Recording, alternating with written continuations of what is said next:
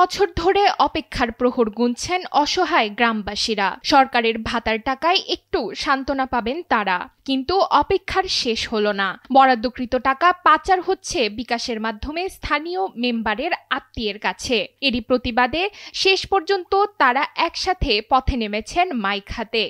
সাহেবের অফিসে কেন যাই বললো যে তুমি সব ভাঙিয়েছে বিদ্যার্থী সব বলার পর বললো যে তুমি কম্পিউটারে যাও, একটা নোট পাঠালো। কম্পিউটারে কেন কম্পিউটারে যাই সেই ভোটার আইডি কার্ডটা ধরে আমাকে ওই নাম্বারটা বার করে দিল।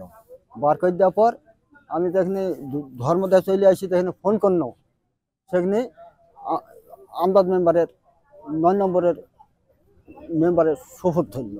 এমনই দৃশ্য দেখা গেল কুষ্টিয়ার দৌলতপুর উপজেলার আদাবাড়িয়া ইউনিয়নের ধর্মদাহ গ্রামে। 30 থেকে 50 জন নারী পুরুষ গ্রাম জুড়ে মাইকিং করে জানালেন তাদের বঞ্চনার গল্প। বয়সে প্রবীণ কেউ ভাতার টাকা পাননি বহুদিন, কেউ আবার মাতৃত্বকালীন ভাতা বা সরকারি ঘরের প্রতিশ্রুত সুবিধা থেকেও বঞ্চিত হয়েছেন। অফিস একদিন গিয়েছে, বললো যে তাই হলো টাকা গিয়েছে, একটা নাম্বার অন্য নাম্বার, আমি সে নাম্বারে টাকা আমি দিই, আমি নাম্বার আমি দিইনি। তারপরে এবার একটা নাম্বার দেয়, দেখো তাই হলো টাকা আমি কিছু পাইনি।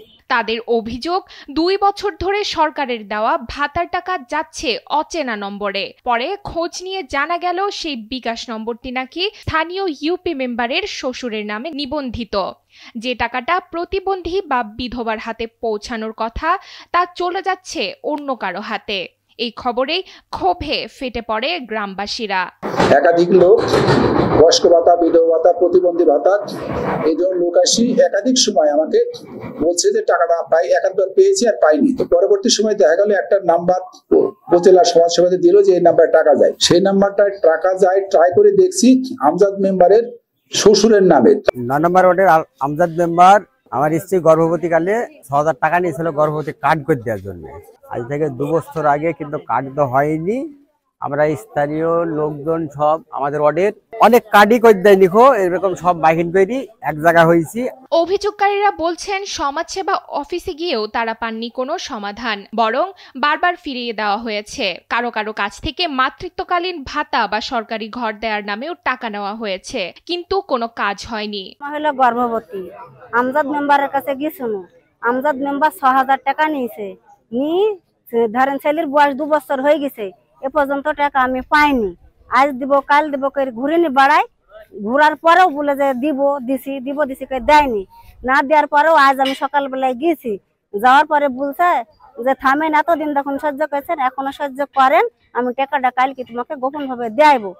এদিকে অভিযোগের মুখে মেম্বার স্বীকারও করেছেন তিনি অন্তত 10 জন ভাতাভোগীর টাকা নয়-ছয় করেছেন। ভুল হয়েছে বলেও মন্তব্য করেছেন তিনি। হ্যাঁ, অভিযোগ নিয়ে অনেকে হয়তো পাইনি, তারাও আসবে। জি, আমি তো অস্বীকার করছি, তো আমাকে বাসে বুঝে আমি একটা অন্যায় সুধার কসম করে বসি 10-এর উপর আমি যাইনি। উপজেলা নির্বাহী কর্মকর্তা জানিয়েছেন তদন্তে দোষ প্রমাণিত হলে কঠোর ব্যবস্থা নেওয়া হবে। মেম্বার সাহেব বিভিন্ন লোকের ভাতা সেটা তার নিজের ব্যক্তিগত রিলেটিভের নামে মোবাইল নাম্বার রিপ্লেস করেছে। এই বিষয়ে আসলে আপনাদের বলার আগে আমরা কোনো অভিযোগ পাইনি বা এটা আসলে আমাদের জানার বাইরে ছিল। তো আমরা অভিযোগ পেয়েছি, এখন অবশ্যই মেম্বারের বিরুদ্ধে যদি তদন্ত করে সত্যতা পাওয়া যায় তাহলে অবশ্যই তার বিরুদ্ধে আমরা আইনানুগ কঠোর ব্যবস্থা নেব। তবে প্রশ্ন দাঁড়াচ্ছে, সরকারের দেওয়া ভাতা কি সত্যি গরিবের ঘরে পৌঁছায় নাকি হারিয়ে যায় ক্ষমতার মোড়কে? কুষ্টিয়া থেকে হারুন ও রশিদের পাঠানো তথ্যচিত্রে ডেস্ক রিপোর্ট, নুসরাত তালবিয়া।